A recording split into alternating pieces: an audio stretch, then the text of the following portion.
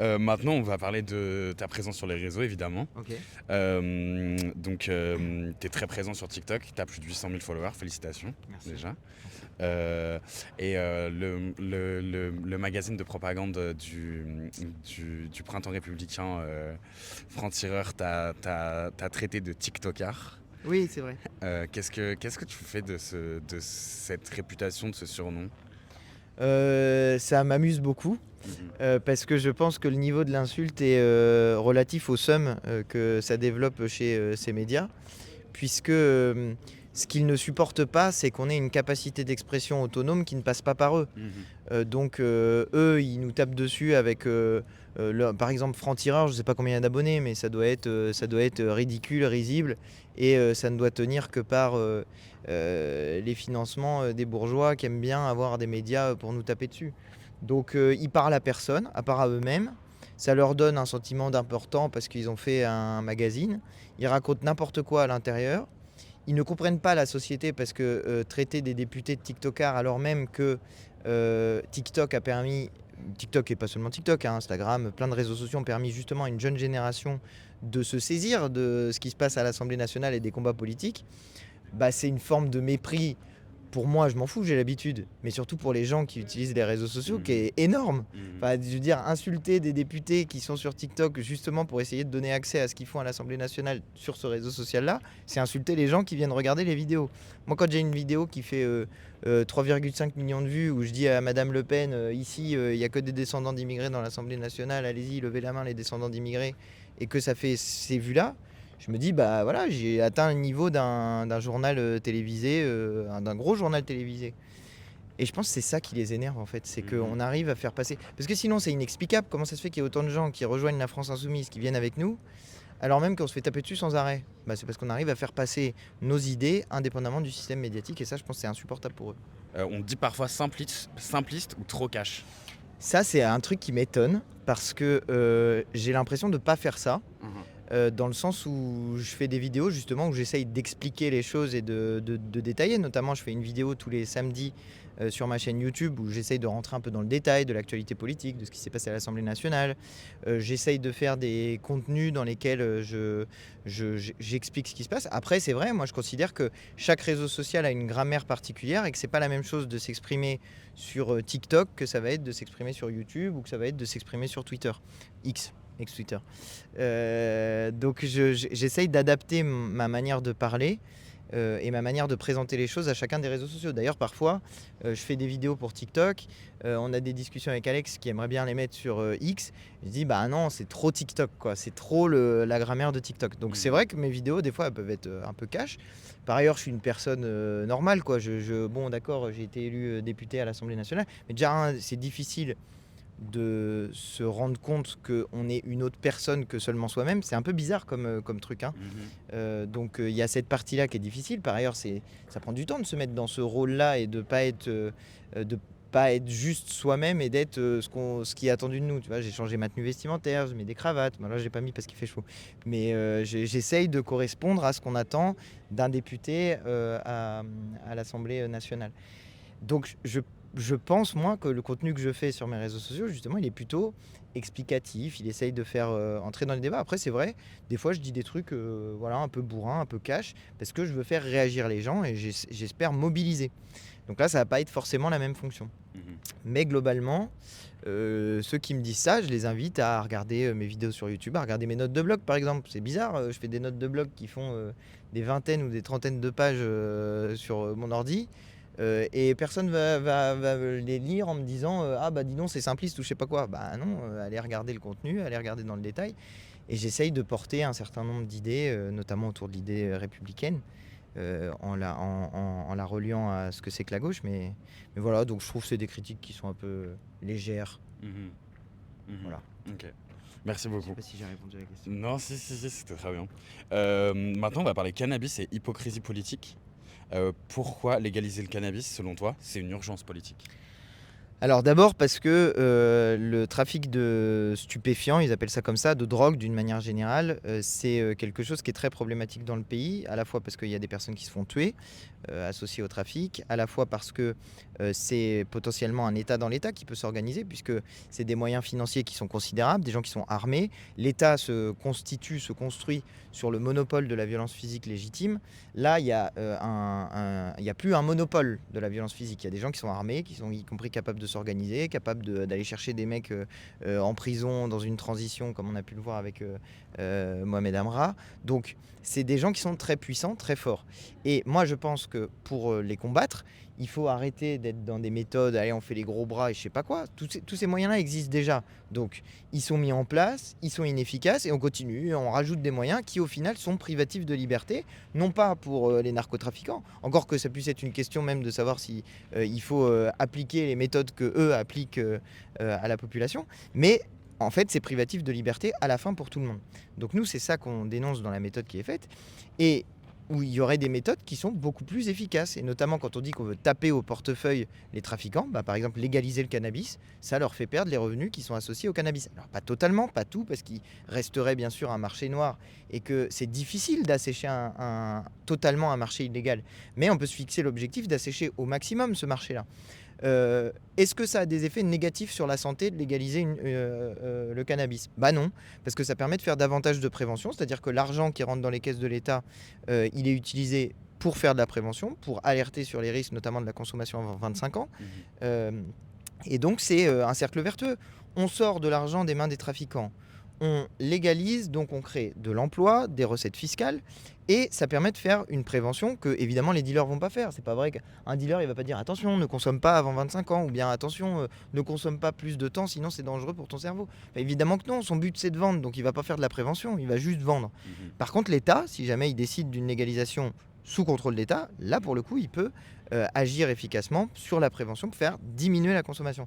Et ça c'est le dernier point, c'est qu'on constate que les pays dans lesquels soit il y a des dépénalisations, c'est-à-dire c'est pas la légalisation, c'est qu'on punit plus quoi, en gros. Soit des légalisations, quand c'est des légalisations qui sont bien faites, pas qui sont faites avec le marché qui peut faire de la pub, qui peut inciter à la consommation en gros. Pas quand c'est ultra-libéral. Voilà, quand c'est pas ultra-libéral, c'est ce qu'ils ont fait au Québec par exemple, ils ont fait un système qui est étatiste. Et il y a une petite hausse qui s'explique parce qu'à la fois il peut y avoir des sous-déclarations de la consommation et puis à la fois il y a tous les gens qui voulaient essayer le cannabis, ils essayent une fois et puis ils essayent pas deux parce que ça les a fait beaucoup tousser et puis ils se sont sentis très très mal et donc ils essayent une fois et puis après ils arrêtent. Bon, il y en a peut-être qui peuvent continuer mais c'est minimal par rapport à tous ceux qui diminuent leur consommation et qui baissent, et c'est en plus des produits qui sont moins dangereux pour la santé. Donc sur tous les niveaux, sur tous les points de vue, on se rend compte à la fin que la légalisation du cannabis aurait plutôt des impacts extrêmement positifs, que c'est une politique de bon sens, mais que c'est assez pratique quand même de ne pas légaliser pour justifier l'augmentation des moyens policiers, l'augmentation de la pression des moyens techniques sur le contrôle de la population. Et je pense qu'au final, c'est pour ça qu'ils ne veulent pas légaliser. Parce que sinon, c'est incompréhensible. Ou alors, c'est que soit c'est une question de répression, ça les intéresse de pouvoir continuer à réprimer, soit il peut y avoir, alors il y en a peut-être qui sont des corrompus, hein. C'est pas impossible qu'il y en ait qui, par une manière ou par une autre, finissent par toucher de l'argent du trafic et s'en mettent un petit peu. Parce que sinon, pourquoi ils veulent pas légaliser ? Ça n'a aucun sens. Ça ne correspond à aucune politique logique. Donc voilà. Ensuite, il y a une autre question qui est celle de la dépénalisation des stupéfiants, mais là c'est un autre sujet. Moi, juste pour faire rapidement sur le sujet, je prends l'exemple du Portugal. Au Portugal, ils ont dépénalisé toutes les drogues parce qu'ils avaient un problème de consommation d'héroïne qui tuait des jeunes. C'est-à-dire qu'ils avaient une surmortalité des jeunes. Ils ont décidé de dépénaliser, c'est-à-dire on saisit la drogue, mais plutôt que de mettre une amende ou une peine de prison, on envoie plutôt vers des structures de soins. Et l'efficacité de leur politique est totale puisqu'ils ont une baisse de la consommation de toutes les drogues et qu'ils ont à l'heure actuelle un des taux de consommation de drogue les plus faibles d'Europe. Donc ma foi, c'est que ça a l'air d'être plutôt efficace. Nickel. Ça va être une question en off celle-là. T'en penses quoi des élus qui fument en douce mais qui votent contre ? C'est pas mal. C'est une bonne question parce que il y a beaucoup d'hypocrisie effectivement sur ce sujet-là, mais globalement, hein, parce que il y a 50% de la population qui a déjà fumé du cannabis, donc l'Assemblée nationale n'est pas très différente de l'ensemble de la population. Ça veut dire qu'il doit y avoir à peu près 250 députés minimum qui ont déjà fumé du cannabis. Bon, voilà, qui commencent par peut-être regarder ce point-là. Ça ne veut pas dire que c'est des consommateurs réguliers, il y en a sans doute, il y en a peut-être, mais c'est pareil sur les autres drogues. Il y a une manière de traiter la question de la drogue qui est très moraliste et qui est, voilà, qui est sur ce plan-là et qui n'est pas sur la volonté de l'efficacité. Mais moi j'aime bien décaler la question sur la question de l'alcool. Tu fais 50 mètres depuis l'hémicycle, tu vas à la buvette de l'Assemblée nationale, il y a de l'alcool, c'est de la drogue. C'est parfaitement légal et tu as des députés qui, disons, le soir, au repas, ils prennent un petit verre et puis un deuxième et puis un troisième parce que tu es avec les copains de ton groupe, donc tu te laisses entraîner et puis à la fin tu arrives et tu as des gens qui sont bourrés en hémicycle. Ça arrive, c'est-à-dire c'est déjà arrivé. Il y a même eu des cas où ça avait un peu chauffé, où ça avait pu monter un petit peu. Bon voilà, et ça choque personne. Et on discute jamais de la consommation d'alcool, des problèmes que ça pose l'alcool dans la société en termes de violence intrafamiliale, de toutes les fois où il y a une personne qui a été agressive. En fait, si tu regardes bien dans les petites lignes des articles de faits divers, souvent il y a la question de l'alcool qui est présente et on n'en parle jamais. C'est pas un sujet, on parle de toutes les drogues sauf de celle-ci. Et je trouve que sur ce sujet-là, comme sur le sujet des autres drogues, il y a beaucoup d'hypocrisie et voilà, moi ça m'intéresse. J'aime bien en fait les attaquer sur ce plan-là parce que l'autre fois je dis, c'est pareil, j'avais Marine Le Pen. Je lui dis, Madame Le Pen, l'alcool c'est une drogue. Elle prend la parole et je lui dis, vous devriez appliquer votre logique à l'alcool puisque c'est une drogue, donc il faut interdire l'alcool si on vous entend. Et elle répond, l'alcool c'est pas une drogue, c'est l'abus d'alcool. Donc alors allez-y, hein, le cannabis c'est pas une drogue, c'est l'abus de cannabis. Voilà, donc non mais ça me fait marrer parce que ça montre à quel point ils sont mauvais en fait sur ce sujet-là et globalement incompétents et que c'est des postures, c'est pas des politiques c'est pas des politiques publiques qui seraient intéressantes à mettre en œuvre, c'est de la posture. On va se décaler encore parce que ton camarade. Ça, c'est une feuille. On gardera ce moment. Merci Antoine. T'as bossé sur la commission des médias, t'en retiens quoi? Et Morandini est encore à l'antenne malgré sa condamnation, c'est ce que tu dénonçais en commission. Comment c'est possible selon toi? Alors, c'était pas la commission sur les médias, c'était la commission sur les élections, commission d'enquête sur les élections. Et j'ai dedans parlé de la question de la place des médias dans les élections.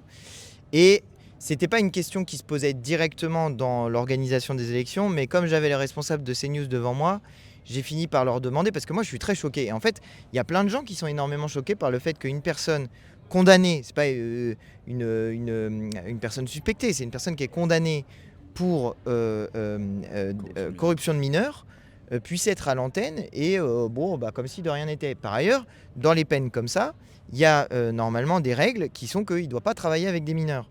Et moi j'ai posé la question, est-ce qu'il y a des stagiaires qui sont embauchés chez Morandini, qui seraient des stagiaires, je sais pas, de 3e ou des personnes qui sont des mineurs. Donc personne n'est capable de me répondre. Et ce monsieur est à l'antenne. Donc les gens ils sont légitimement choqués. Parce que tu peux avoir un gamin qui est condamné à 8 mois de prison ferme pour avoir volé une canette de Red Bull pendant les révoltes urbaines, et en même temps un type qui est condamné pour corruption de mineurs, qui est à l'antenne d'une chaîne de télévision. Les mêmes qui vont sans arrêt nous dire qu'il y a des problèmes d'insécurité, etc., qui commencent par eux-mêmes. Le problème d'insécurité pour les jeunes, c'est monsieur Morandini qui est à la télé tous les jours. Voilà. Donc moi ça me choque beaucoup. Et je j'ai pas pu les laisser partir sans leur poser cette question-là. CNews aujourd'hui, c'est un vrai danger démocratique ou juste un outil d'opinion de plus? Ah, bonne question. C'est un danger démocratique dans le sens où ils mentent. C'est-à-dire, à la limite, si c'était une chaîne de télé d'opinion qui serait connue comme chaîne de télé d'opinion, qui respecterait les règles de l'Arcom, enfin qui serait dans les clous des règles légales de respect notamment de la dignité humaine, de ne pas tenir des propos racistes, etc., et qui serait néanmoins très orientée à droite, voire même à l'extrême droite, si jamais elle respectait les règles de la République, on pourrait considérer effectivement que c'est une chaîne d'opinion et que ça fait partie du rôle normal d'une démocratie que de permettre, y compris même des idées avec lesquelles on n'est pas d'accord, de pouvoir s'exprimer. Le problème, c'est qu'ils ne font pas ça. Le problème, c'est qu'ils tiennent des propos racistes, ils tiennent des propos xénophobes contre les étrangers, et surtout, ils racontent n'importe quoi. ils mentent à longueur de temps. Ce qui est par ailleurs une démonstration de leur faiblesse, puisqu'ils sont incapables d'essayer de convaincre les gens sans raconter n'importe quoi. Nous, sans arrêt, sur les Insoumis, ils racontent n'importe quoi. Ils racontent des choses qui ne sont pas étayées matériellement ou scientifiquement. Par exemple, quand on se fait traiter de porte-parole du Hamas, d'antisémite, de complice du terrorisme ou de choses comme ça, bah, ils mentent. Donc, c'est pas de l'opinion, c'est autre chose, c'est de la manipulation. Et là, ça pose un problème démocratique. Donc voilà, moi je pense que l'idée qu'il peut y avoir des médias très orientés, même à droite, voire à l'extrême droite, ça peut se défendre à la limite. Moi, je suis pour que la République fixe des règles, que dans ces règles, il est interdit de tenir des propos racistes ou xénophobes, ou sexistes, ou homophobes, en tout cas qui poussent à la discrimination. Et à l'intérieur de ça, défendez, si vous le souhaitez, une politique qui serait une politique de droite radicale ou libérale comme ils voudraient.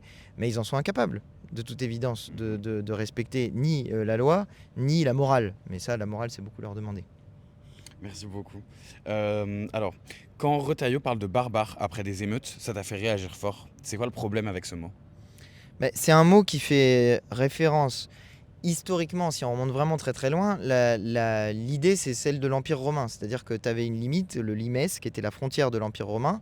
D'un côté, il y a les citoyens, de l'autre, il y a les barbares, les étrangers, ceux qui cherchent à envahir l'Empire romain. Par ailleurs, ils devraient aller regarder un petit peu du côté de l'édit de Caracalla, de 212, si je ne dis pas de bêtises, ou 213, quelque part par là, qui était un édit qui, justement, donnait la citoyenneté à tous les gens qui étaient présents sur le territoire romain. Et donc, d'un seul coup, voilà que des barbares devenaient des citoyens pour la seule raison qu'ils étaient présents sur le sol de l'Empire. Voilà, ça, c'est pour la petite histoire. Mais c'est à ça que ça fait référence, en fait. Ça fait référence à l'idée qu'il y aurait des gens qui, structurellement, resteraient des étrangers, des barbares, des gens violents, des gens brutaux.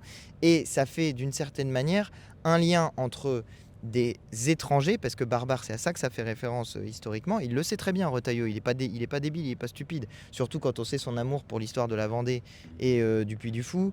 T'inquiète qu'il s'y connaît un petit peu en histoire. Donc c'est à ça que ça fait référence, et il l'associe à la question de dégradation, de violence, d'attaque de commerce, ou de pompiers, ou de policiers. Donc il essaye de faire un lien comme ça, qui est un lien, comment dire, encore une fois, malhonnête, qui essaye d'instiller une forme de haine à l'intérieur du peuple français. Donc j'ai réagi de manière un peu dure, mais en disant que c'était lui le barbare, puisqu'il employait des méthodes policières. Moi, je considère que c'est lui le responsable de l'utilisation des méthodes de police. Je considère que c'est pas... Alors bien sûr, il y a des policiers qui individuellement peuvent faire n'importe quoi, et il y en a un certain nombre qui font ça, mais je considère que le principal problème, c'est celui qui donne les ordres. Et moi, j'ai constaté, étant aux Champs-Élysées, que si on voulait parler de chaos et de barbares, tu as eu des gaz lacrymogènes en permanence qui étaient envoyés sur les Champs-Élysées, ce qui rendait impossible de faire la fête. Donc j'ai dit, celui qui utilise des méthodes de barbares, c'est Monsieur Retailleau, ce qui était une manière de répondre avec ces mots à son sujet, en recentrant le débat sur la question du droit à simplement célébrer un événement sportif. Bon, moi je suis choqué en fait de petit à petit comment on décale ce qui devient admissible dans la société française. La fenêtre d'Overton. Ben ouais, c'est pareil, il y a quelques temps, Éric Zemmour avait dit l'islam n'est pas compatible avec la République. Chaque fois qu'il y a des gens qui disent ce genre de choses, ils décalent l'admissible dans la vie publique. Et nous-mêmes, les gens de gauche, quand on est dans un moment comme celui-ci, dans une pente fasciste, pour dire les choses de manière très claire, nous-mêmes, petit à petit, on accepte parfois trop que la limite de notre indignation se décale. Nous-mêmes, on aurait pu être très choqués il y a 10 ans par certaines choses, et puis se dire que c'est devenu normal. Ben non, faut pas. Et donc moi, quand il y a un ministre de l'Intérieur qui se comporte comme ça, surtout de l'intérieur, qui se comporte comme ça, j'accepte pas. Donc je lui réponds au niveau de brutalité auquel il s'adresse au peuple français, parce que je considère que c'est irrespectueux, quoi. Merci pour ça, ta dead quand tu l'as traité de barbare. Hein. C'était vraiment très bien. On a tous apprécié. Très bien. Ouais, on a tous retweeté. Ça, je sais pas trop si tu peux en parler, mais c'est quoi la stratégie de LFI pour 2026? Est-ce que vous partez solo ou vous partez en coalition? Alors, notre stratégie, on l'a établie en décembre de l'année dernière, en 2024. donc dans un échange avec l'ensemble des insoumis, groupe d'action par groupe d'action, puis au niveau départemental, puis au niveau national. Et notre idée, c'est on part unis dans un maximum d'endroits où c'est possible. Ok. Avec d'abord l'objectif d'avoir des accords nationaux, si c'est pas possible au niveau national, des accords départementaux, si c'est pas possible au niveau départemental, des accords municipaux.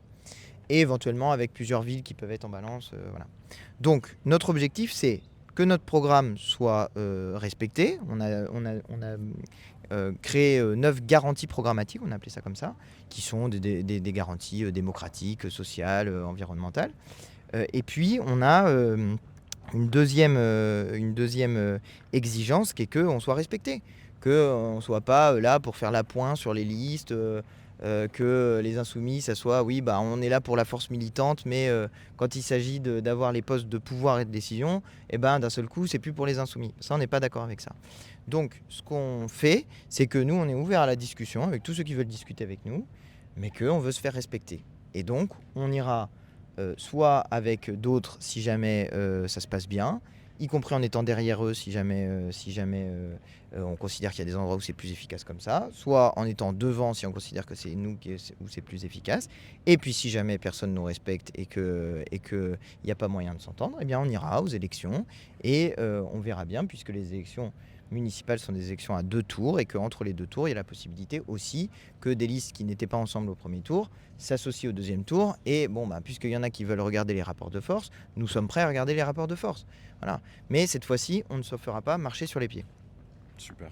Qu'est-ce que tu réponds à celles et ceux qui disent que LFI est trop isolé pour gagner seul? Lol. Voilà. Merci. Non, je veux tirer une réponse plus sérieuse. Bon, déjà, les élections, c'est en plusieurs tours. En tout cas, en France, pour l'instant, c'est comme ça. À part les élections européennes, toutes les autres élections, c'est des élections à plusieurs tours. Dans de nombreuses villes de France, on a fait des scores qui sont des scores très puissants, où des fois, on a fait plus de 40%, plus de 30%. Et c'était dans une élection avec une participation de 50%. Quand on regarde les bureaux de vote dans lesquels il reste le plus d'abstention, c'est des bureaux de vote dans lesquels on est très très fort. Donc ça veut dire que si ceux qui ne se sont pas rendus aux urnes en 2025 pour les élections européennes se rendent aux urnes en 2026 pour les élections municipales en choisissant les listes de la France Insoumise, ou en tout cas sur lesquelles il y a les candidats de la France Insoumise, eh bien on est en capacité non seulement des fois de gagner même au premier tour, mais y compris d'être très en force au premier tour et au deuxième tour d'être en capacité de rassembler un petit peu plus largement.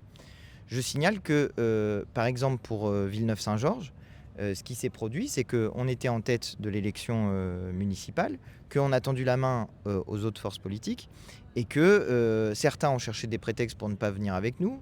Des socialistes qui ont dit qu'il y avait je sais pas qui était un porte-parole du Hamas, alors même qu'il était sur la liste des socialistes la dernière fois. Et puis les communistes et les Verts, pour je ne sais plus quelle raison, ont décidé de ne pas venir avec nous. C'est dommage. Je pense, moi, qu'on aurait pu gagner cette ville si jamais ils avaient accepté, bah oui, de reconnaître l'état du rapport de force. Mais ça exige d'être capable de se rendre compte que le monde a évolué, que le monde a changé. Et c'est pas aux insoumis qu'on peut faire le reproche de ne pas s'en être rendu compte. Puisque si on fait des scores aussi bons, c'est peut-être qu'on correspond à une attente de la population. S'il y a des gens qui se mobilisent dans les élections, alors même que jusqu'alors ils étaient abstentionnistes, voire pas inscrits sur les listes électorales, c'est peut-être qu'on répond à une attente. Peut-être juste, moi j'ai une théorie, c'est peut-être juste parce qu'on est respectueux. Et que pendant des années, là où des gens étaient méprisés, insultés, y compris parfois par des responsables de gauche, nous, au contraire, ce qu'on dit, c'est qu'il y a la force possible pour changer l'ensemble de la société à condition qu'on soit unis. Bah, dire ça, c'est pas quelque chose de très exceptionnel, normalement, quand on est de gauche. Et je pense que ça peut entraîner une grande masse de la société. Là, en ce moment, moi, il y a des gens qui viennent me voir. Alors, ça peut paraître surprenant, parce qu'on se fait taper dessus sans arrêt. Mais en ce moment, il y a des gens qui viennent me voir et qui me disent, moi, je votais à droite et je vais voter pour vous la prochaine fois. Alors, des bras m'en tombent, parce qu'on se fait taper dessus par la droite sans arrêt. Qu'il y ait des gens de gauche qui se disent, bon, les insoumis, ils tiennent la route, c'est les seuls qui sont solides à gauche. Il y en a plein. Et je le vois, ça, des gens qui me disaient, moi, j'étais socialiste, j'étais vert, machin chouette, maintenant, je vote pour vous, je suis avec vous. Mais ça va jusqu'aux gens de droite, pour une raison simple, c'est que ils ont vu que dans la séquence qu'on vient de vivre là, ils ont vu qu'on cédait pas. et qu'on ne cédait pas sur des principes humanistes et d'autodétermination des peuples en ce qui concerne la bande de Gaza et la Palestine. Et il y a plein de gens qui ont une histoire de droite, qui remonte à Chirac, qui remonte à ces années-là, et où, en fait, Chirac tenait pas une position très très différente de celle qu'on tient aujourd'hui sur la question des deux États et de la Palestine. Et d'un seul coup, les gens qui voient la situation politique telle qu'elle est aujourd'hui, au début, parfois, ils ont un peu marché en se disant « Ah oui, les insoumis, ils exagèrent, etc. » Mais quand ils voient ce que c'est que la réalité de la guerre à Gaza, qu'il y a des enfants qu'on a vus avec les côtes apparentes tellement ils avaient faim et tellement la famine à Gaza est quelque chose de réel et de matériel. D'un seul coup, ils relisent toute la période en se disant « Mais bon sang, les insoumis avaient raison depuis le début quand ils dénonçaient un génocide. » Et ils avaient raison, et peut-être que moi-même je les ai pas écoutés parce que on me disait qu'il fallait pas les écouter. Donc d'un seul coup, ils se disent je vais peut-être écouter un peu davantage ce qu'ils racontent. Et là, ils voient qu'il y a une cohérence d'ensemble qui existe chez la France insoumise et que bon, nous on défend nos idées de manière honnête, on essaye de convaincre. Si les gens sont d'accord, tant mieux. Si les gens sont pas d'accord, tant pis. C'est qu'on n'a pas bien fait nous notre travail. On va pas dire que c'est des imbéciles et qu'il faut faire plus de pédagogie ou je ne sais quoi, qui sont des formules que je déteste. Non, on essaye de convaincre. Et ben, je pense qu'il y a ça qui est en train de se produire et c'est des mouvements dont on ne sait pas où ils vont s'arrêter. Alors bien sûr, il y a une fascisation de la société d'un côté, des gens qui étaient de droite qui sombrent à l'extrême droite et qui sont de plus en plus racistes et xénophobes. Mais en même temps, il y a aussi ce mouvement-là, de gens qui se disent « Oh là là, j'ai pas envie que mon pays, ça devienne Le Pen et Zemmour. J'ai envie d'autre chose. » Et donc, il reste quoi, à part nous, de solide et de stable? Donc moi, je pense qu'en ce moment particulièrement, il y a une très forte dynamique autour de la France insoumise. Je ne sais pas où elle s'arrêtera, mais qu'elle s'arrête le plus loin possible. Merci beaucoup. Merci.